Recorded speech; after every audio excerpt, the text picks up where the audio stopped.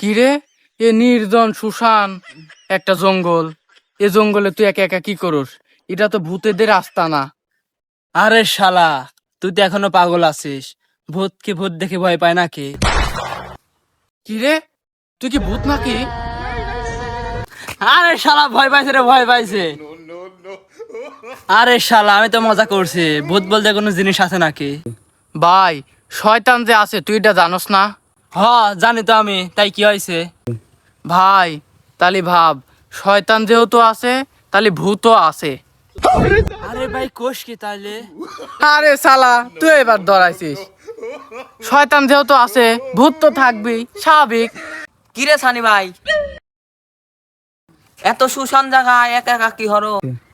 একা কই, ও লয়েছে না আমার সঙ্গে।